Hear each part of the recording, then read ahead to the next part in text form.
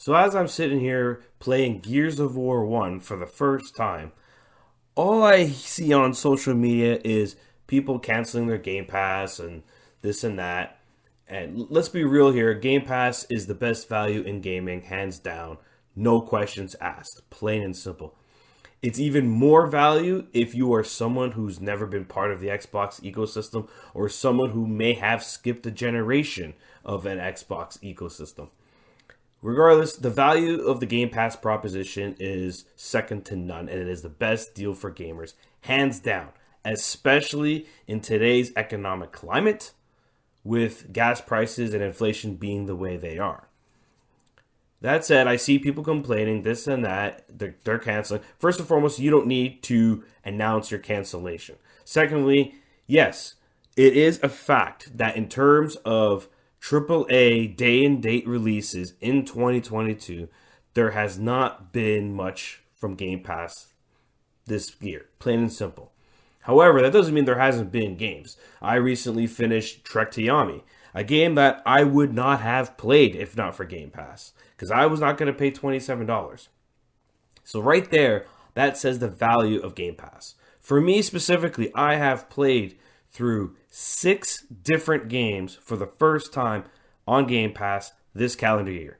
We're talking Gears of War 1, Gears 4, Gears 5, Rainbow Six Extraction, Dreamscaper. And I continue to play Forza Horizon 5, a game that requires my subscription because I didn't buy it. And I still play that periodically. And I'm still not counting Halo Infinite's multiplayer, which is free to play. It doesn't require Game Pass, but I did play through its campaign. But I did also reap the benefits of Game Pass because I got to watch the Halo show for free with the 1 month free subscription.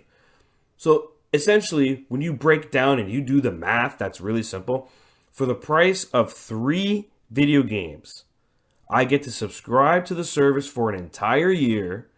And with the amount of content that I have consumed through half of it this year, has already paid for that subscription for the entire year.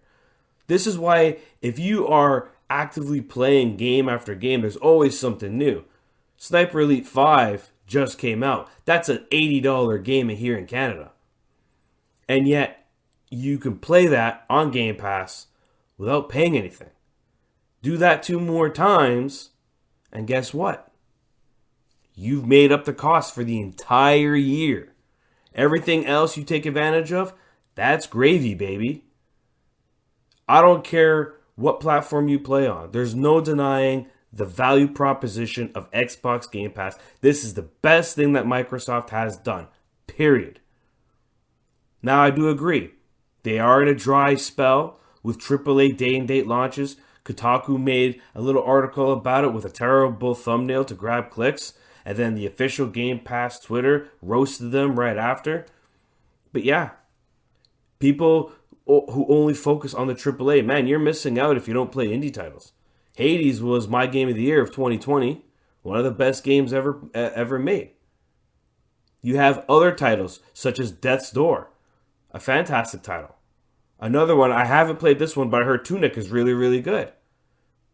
And the biggest luxury, as I stated, I played Trek to Yomi, and I only played it because it was on Game Pass. You take that away, and there are games that people don't play. Guardians of the Galaxy, a game that I purchased day one. A lot of people didn't. But when it arrived on Game Pass, they gave it a shot. And I've heard nothing but praises from these people. And of course, Square Enix will be glad to take extra money 3 months later from Microsoft, considering that their game didn't sell well according to them. The Game Pass proposition, there's no denying how good it is. It is the best deal in gaming, bar none. If you're hating on it, you're hating on it for some stupid ass reason. Because if you want to purchase your game, you can still purchase it. The luxury of Game Pass is that you can try a game. And if you know it's going to get pulled or you just want that ownership, you can purchase it. And oftentimes purchase it at a discount. I mean, there's no denying that. The option to still buy your games is still there. Right? Did I buy Trek to Yomi? No, I didn't. But that was after I finished it, and I thought the game was just okay. But they still got the player engagement. And they got whatever Microsoft was willing to pay, whatever the contract was. But us as a consumer, we win. And I don't know about you guys.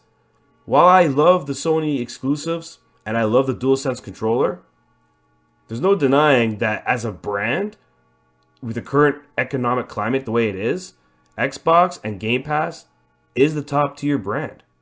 It really is. But this is just my opinion. And if you don't feel the same way, that's on you. But if you feel Game Pass is trash, hey man, you're denying yourself a great service. And if you want to spend more on games, by all means. I buy my games when I want to buy them. And when Sony releases a quality exclusive, I buy them. I bought my Horizon copy, and I will buy my God of War copy, day one, hands down. But that doesn't change the fact that Game Pass isn't the great service that it is. Especially for casuals, especially for people who are interested in trying new things, and you don't have to pay any extra to try them. It's that simple. And yes, while there is a dry spell of large AAA, especially first-party titles from Microsoft, that doesn't mean that there won't be in the future. That doesn't mean that 2023 won't be great for them.